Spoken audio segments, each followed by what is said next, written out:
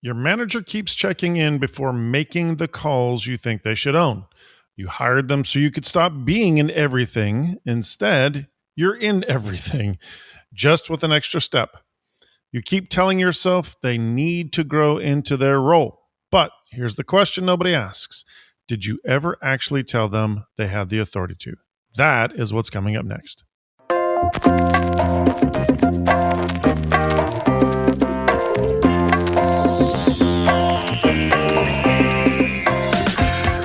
Welcome to the Chris Lacurdo Show, where we discuss leadership and life and discover that business is what you do, not who you are. Welcome to the show, folks. I hope you're having a fabulous day wherever you are. Today, we are talking about one of the most common frustrations I hear from business owners: a manager who seems capable, who you believed in enough to put in the role, but who keeps checking in before making decisions you really believe they should just own. And most owners I work with have the same reaction. Why won't they just lead? But here's what I found in almost every single situation when we go looking for the answer. It's not that they won't, it's that nobody ever told them that they could. Today, I want to show you how the one conversation that fixes everything is probably the conversation that's never happened. Now, important thing to understand, very clear idea. Manager is a title. Authority is a conversation. So here's the assumption that most owners make, that the title communicates the permission.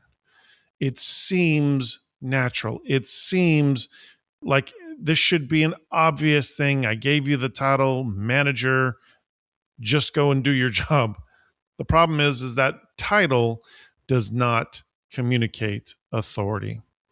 A title tells someone what they're responsible for. It doesn't tell them what they're authorized to do. So this is a super important piece that you've got to get into your mind when you're thinking about, does somebody, why is somebody not making the calls that they should make? So when a manager, gosh, I just hate the term manager, but that's the one that makes most sense to everybody. When a manager doesn't have a map, this is what I'm supposed to be doing. Here's the authority I have, right? It is incredibly difficult to have responsibility without authority. It is a terrible place for a leader to be in, to have responsibility, to have expectations on you, but you have no authority. That is a terrible place to be. So when a manager doesn't have that map of what is my authority, here's what I'm supposed to do, what calls can I make, every single call that they're about to make or should make feels, even if it's a slightly significant call, it kind of becomes an uncertain thing to push forward, right? It becomes something that, is this mine? Do I make this call? Does the owner make this call? Who in the world is supposed to pull the trigger on this thing? So, on top of that, they might be asking the question, if I do make this call, would the owner have done it differently? Would they have made a different call, go a different route? Is there something that's in their head that I don't know about? Am I overstepping in this area? So, when you do not have a clear line, checking in with the owner, believe it or not, is a rational move. It makes total sense. I don't have a clear line on whether or not I'm supposed to make this decision. I don't have a clear line on how this decision should be made. I don't have a clear line on whether or not I'm overstepping my boundaries. So, what seems rational? Go back to the owner. It's not a confidence problem. I know it can seem it. Now, I'm not saying that all situations are this way. There are some caveats in here. If somebody does have the authority, they very clearly have the authority, but they don't want the authority, then that's probably a confidence issue that they keep coming back to you with, right? But that's not what we're talking about today. We're talking about the manager that was put in place and just doesn't seem to be making any significant calls. So that's not a confidence problem. It's not technically a leadership failure on that person's part, right? It's this rational idea. To them, it's a logical response to operating in what they consider to be a vacuum, right? So the crazy thing It seems when you hire somebody that you have done a great job defining the role. You've given them a job description. The job description covers the responsibilities. Here's the things that I want you to do. Here's the things that need to get done. You've got the title that seems to cover the rank. It should, right? You have the expectations of this manager being a great leader. The problem is that the manager now has to figure out they're expected to figure out the rest of this from the context of you've got a job description with responsibilities and you've got a title. Go and do. But that gap is never going to close on its own. The gap of title to authority that never closes on its own because nobody names it. And both sides, owner, manager, both sides assume that the other side understands. If you're the owner, you assume that the manager understands what they're supposed to do and that they have the authority to do so because you gave them a title. If you are the manager who doesn't feel like they've been given authority yet, you assume the manager or the owner knows this, and that's the reason why you're going back to them, and they should understand that because they haven't told you you can go make these calls.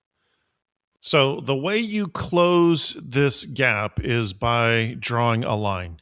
Some decisions are theirs alone. Some they make and tell you about after. Some they bring to you first. I'm going to show you exactly what that type of conversation should look like. So picture a fairly typical owner. You know, her operations manager has been in the role for about a year, very smart, very organized. The team respects him, but he checks in constantly before approving vendor invoices, before responding to certain client requests, before making scheduled calls that he's been literally making for months, right?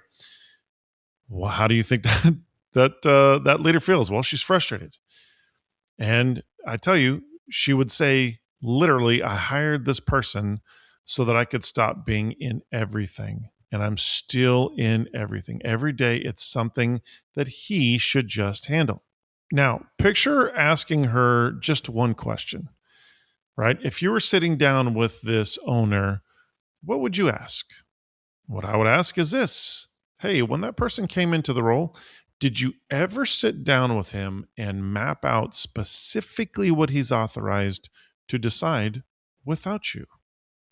Now, most owners on the spot are probably going to say the same exact thing. You know, some owners are going to go, well, yeah, of course. I gave him the title. I told him the responsibilities of the role, right? Or, you know, I told him he was responsible for all of operations. And so, you know, he knows what his job is. He should be able to make decisions. The problem is telling somebody that they're responsible for operations instead of adding to it, hey, you are authorized to decide. Those are two completely different things. Was he ever told explicitly, these are the calls you make and never need to run by me? These are the ones that you make and you tell me about afterwards. You don't have to come to me on this. You can just let me know, fill me in so I'm aware. I can tell you there's a ton of decisions that get made inside of my business that I'm like, listen, just update me so I know that that actually happened. You don't have to bring that to me. We don't have to sit down and talk about it. We don't have to go through any crazy processes. Just update me so that I don't step into a room and I'm confused when somebody says, hey, great decision on that thing over there. And I have no clue that we did it. Right. But the truth is I have strong leaders that are able to make decisions that they don't have to come to me about. And they're able to make decisions that they just, you know, brief me about later, as well as there are certain decisions that you need to stop and come to me first. Now, again, on my team, man, that is a very small number of decisions. And that's because I have spent so much time over the years making them great, making sure I'm spending time training them, teaching them, guiding them, directing them, not just throwing them in a role and then hoping that they do exactly what I think they should do. Instead, I help them to understand. And so there's been a phenomenal trust built, phenomenal loyalty, phenomenal expertise. So there's very few things that they truly have to come to me for ahead of time.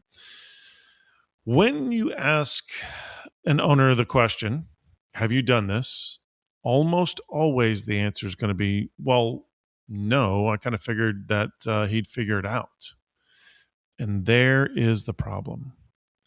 We have a tendency to believe, right? The manager in this picture isn't just over checking because he lacks confidence. He's operating in a vacuum. What's that vacuum? The vacuum is that we tend to believe because we told you your title, because we told you some responsibilities, that in that you understood all aspects of what would be needed to pull this off. Not saying those things isn't safe to that manager, right? He has no map. So every decision that feels slightly significant, he brings to the owner because he genuinely doesn't know which ones are his to make alone. So this is where the mapping exercise comes in. So walk through the categories of decisions in a role like his and sort them into 3 columns. Column 1, decisions this manager, leader owns completely. He makes the call. He doesn't report it to you unless something breaks. There is absolutely no confusion here. We build great clarity into it. If it is this type of decision, here's your role. Here's the types of decision. And by the way, this might absolutely be incredible for you to realize what kind of decisions get made in any kind of role and what kind of decisions need authority, right? So by doing this will help you to go, oh my gosh, I never thought about, these are some things that are going to be decisions this person's going to make. And so this helps you to go, okay, column 1, you own these completely. Don't come to me. You don't need to bring this up. Unless something breaks, you make the decision, you rock on. Column number 2, these are decisions that he makes and tells the owner about afterward, right? They own the call. They keep the owner in the loop, but the manager literally does not wait for the input first. We're not looking for input from the leader. Now, this is important for you to think about. So I will tell you, there are certain times, like I say, there's very few decisions that need to come to me, but there is one thing I absolutely want to do as my leaders are growing in this decision-making process. I want to be able to guide and direct with information. So if in column 2, you are saying, make these decisions and then let me know afterwards. And then the first thing you do when they let you know they made a decision is go, oh, well, that's not how I would have done it. Then I can promise you everything in this column is going to move into the 3rd column, right? Which is needing to come to you first. So you cannot build somebody's confidence by telling them that they could go make decisions and they have authority to do so on something if every single time they come to you and you go, I wouldn't have done it that way. Now, you can give them a, hey, great job on that, or ask them, how did you come up with that idea? Or how did you come up with that process? Or, what led you to making that decision? And then say, great, I'm glad you did. Well done. For the future, here's something I would probably tweak, and here's how and why I get to this process, or here's how and why I get to this answer. So you're letting them know with positivity, hello, you're helping to build up their confidence that they did a good job the first time they made that decision. But for future, not, I wouldn't have done it that way. Hey, you need to go change that thing. I mean, unless there's a problem here. But if you let them know for the future, here's how I process through. Or even by asking them perspective getting questions to see how they got to their process, and then helping them to see, when you do this in the next time, try this or think about this or ask this question here. By doing so, you are guiding them on that column 2 to feel confident that they can make a decision, let you know about it, and they're not going to get their head lopped off, right? Again, if you do not do it that way, if you do it the way that so many people do, why'd you do that? Oh, I wouldn't have done that. Then guess what? Everything in column 2 is going to end up in column 3, which is where they bring the decisions to you first.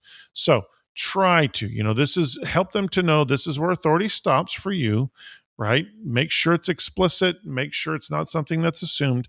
Help them to see why.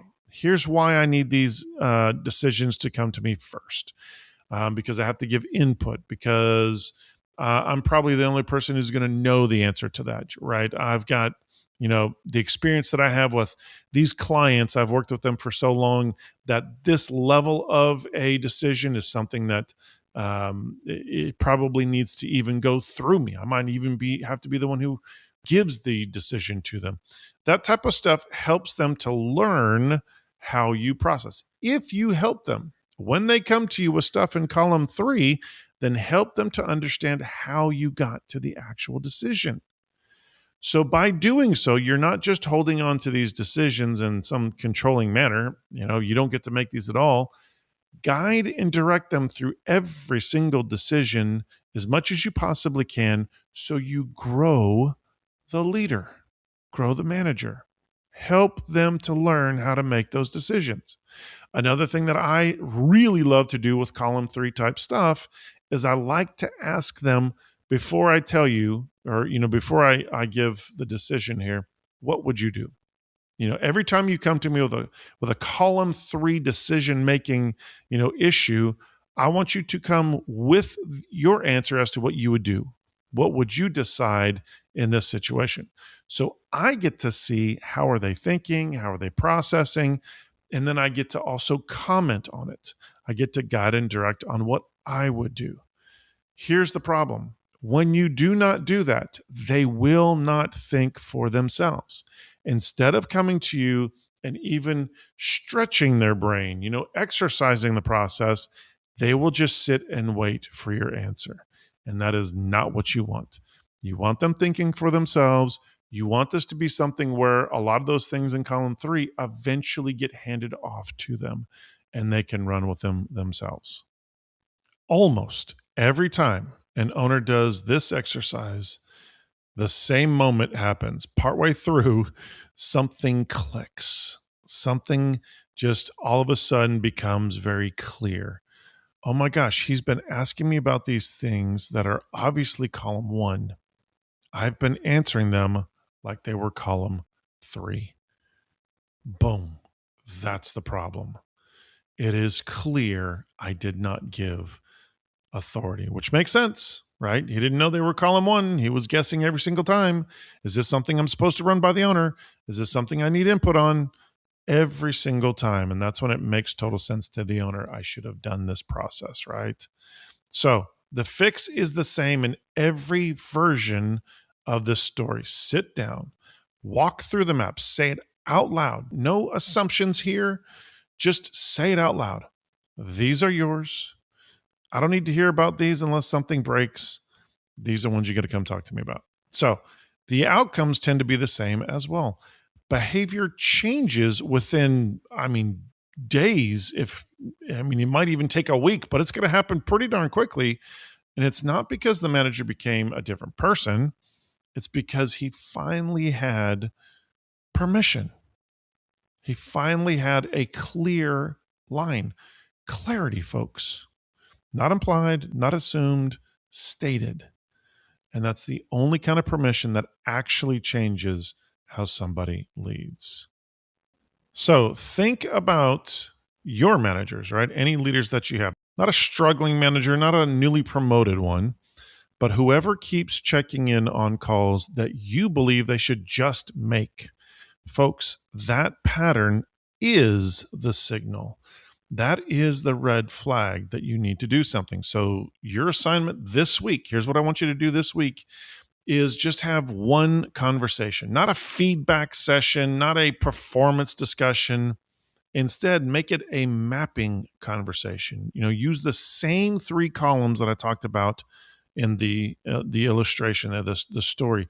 Sit down together and sort, and it'd be good for you to actually send this to them. Hey, here's 3 columns. I want you to write down what you believe are, and the calls you have the authority for, the calls you have the authority, but you got to let me know, and the calls that you have to come straight to me.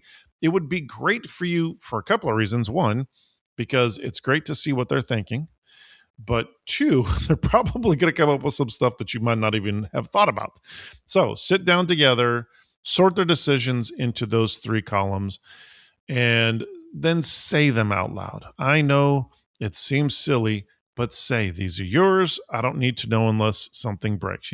Go through each process, say it out loud. Ask them if they have any questions. Ask them if they understand. So write it down, give it to them, then hold to it. Make sure. So the first few times they bring you column 1 decision out of habit, the temptation is going to be just don't answer, right? Don't. Redirect it. Hey, that's yours. So help me to understand, why did you bring that one to me? That's one that we talked about, right? That's something that you already know you have the authority. When you do this, go back, point back to their little 3-column map, if you will. When you do this, that helps them to do one of two things. This is going to point out something super important, by the way. This is going to go back to something I said earlier on the person who doesn't want the authority. If it's somebody who's just confused or still testing to make sure that it's accurate, they will agree, yep, you're correct. That's right. All right, I got it. Sorry for bringing that to you. And boom, they're on their way. If it is somebody who doesn't want authority, this is where you're really going to see the struggle. This is where you're going to see them. Well, but I wanted to make sure. Well, but I know in the past they'll have some kind of lame excuses. That's where you then have to choose to get a little bit deeper on this. Hey, help me to understand though. If we said this was your authority and we mapped it out and you knew this was in that column, help me to understand why you're not making the call. This will kind of flush out some of those insecurities, hopefully. It may not. They might get really stubborn in the moment, but hopefully it's going to flush out some insecurities that you can actually deal with. Now, if ultimately what you feel is that this is a person who keeps dumping responsibility back on you and they are not making the calls that they need to make and they understand it, it's been described, there should be no reason, then you probably have an issue with this person being in a leadership role or being in a role that requires the authority to make decisions, because they will probably keep putting it back on you or somebody else as being the responsibility because they don't want the responsibility. So I hate it, but as soon as I can figure that out, if I've had that in the past years and years ago, and as soon as I found it out, it was a great change to be able to get that person out of that role. Even though I believed they could do a good job, it was great to find out that the struggle was going to be that they were never going to ultimately take responsibility and I needed to do something about it. So there you go. This week, one conversation, 30 minutes, one time. It will do way more for the capability of your leader than you can possibly imagine. Way more than 6 months worth of feedback. I can tell you that, right? Frustrating feedback. On why they keep checking in, that's for sure. So the authority was never the problem.